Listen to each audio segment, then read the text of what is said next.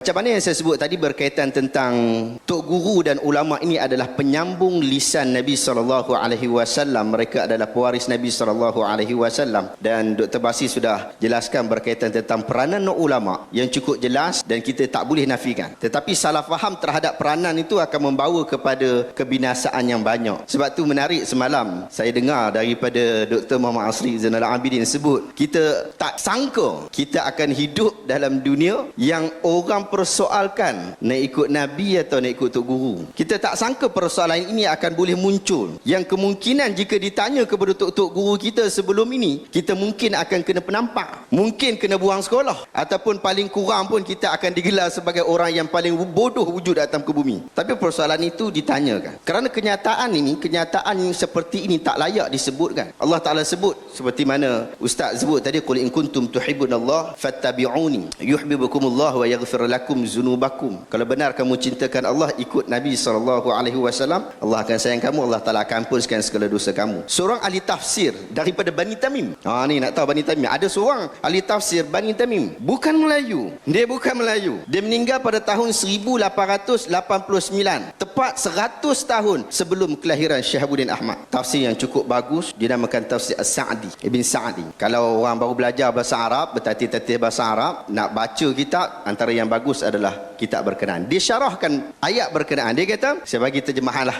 Dia kata, tanda anda jujur mencintai Allah ialah dengan mengikuti Rasulullah SAW dalam semua keadaan. Pada keadaan ucapan, dalam keadaan perbuatan, pada usul agama dan pada furung agama, pada zahir dan juga pada perkara batin. Sesiapa yang mengikuti Rasulullah SAW, itu menunjukkan dia sudah jujur dengan dakwaannya bahawa dia cintakan Allah Azza wa Jalla. Dia akan disayangi Allah, akan diampunkan Allah, dan dia akan dirahmati dan dikasihi oleh Allah Azza wa Jalla dalam pergerakan dan duduk diam dia. Jadi sesiapa yang tidak mengikuti Rasul, ini As-Sa'di sebut, maka tidak akan ada cinta Allah. Kerana cinta Allah Ta'ala telah mewajibkan dia mengikuti Rasulullah SAW. Fama lam yujad dhalika dalla ala adamiha wa annahu kadhibun in idda'aha ma'annaha ala taqdir wujudiha ghaira nafi'ah biduni syartiha. Sekiranya tidak mengikuti Nabi SAW menunjukkan dia tidak rasa cinta kepada Allah dan dia bohong sekiranya dia kata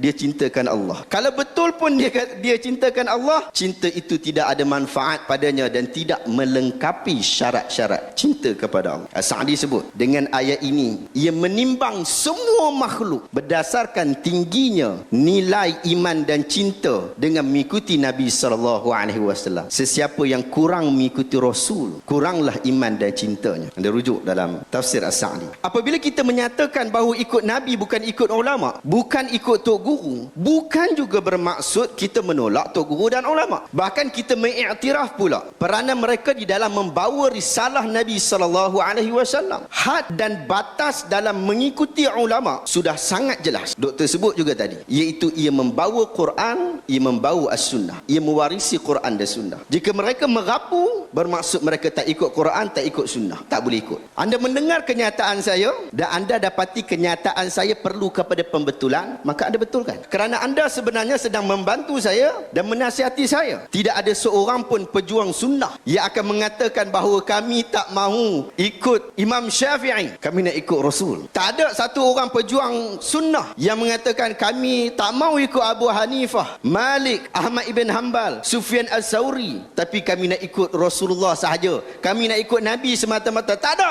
Tak ada walaupun satu. Tak ada yang berkata seperti itu. Kerana kita faham konsep bagaimana ulama itu menyampaikan kebenaran, ajaran daripada baginda. Saya sendiri menyatakan bahawa saya bermazhab Syafi'iyah. Anda tak daftar mazhab kan? Saya daftar mazhab. Saya masuk Azhar. Tak masuk Azhar. Waktu daftar dia sebut mazhab apa? Mazhab Syafi'i. Saya daftar mazhab. Jadi dikira sebagai mazhab Syafi'i. Mazhab Syafi'i. Saya yakin dengan metodologi Syafi'iyah. Tok Guru Syafi'iyah. Pada saya ia lebih dekat dengan apa yang diajarkan oleh Nabi SAW. Saya belajar dan menghayati apa yang dibawa oleh Syafi'iyah. Meneliti kenyataan Imam Nawawi. Bahkan saya tulis sebuah buku yang tadi kita kata diharamkan tu. Tata cara solat Rasulullah berpandukan mazhab Syafi'i. Dan saya sendiri banyak perbahasan akidah daripada tokoh-tokoh Al-Asy'ariyah. Saya suka. Dan saya tengok buku-buku Dr. Basri, banyak sebut juga kenyataan-kenyataan tu. Sebab Al-Azhari, memang lembayung kami itu adalah Al-Asy'ariyah. Sebab apa saya suka Asy'ariyah? Sebab Sebab ia membuka saya untuk menggunakan akal dan fikiran pada tempat yang betul, tak melampaui had dan membuang akal. Saya menentang orang yang mendakwa diri di Asy'ariyah tapi kata nak kuat iman, buang akal. Kita dengar perkataan itu disebutkan di meja kuliah. Ia telah jauh daripada ajaran yang kami belajar dekat Azhar dulu. Pun begitu, cinta dan kasih kita kepada Syafi'iyah, kepada Asy'ariyah, kepada Maturidiyah, kepada Salafiyah, kepada Hanabilah, kepada Athariyah, kepada mana-mana pun mazhab pemikiran umat Islam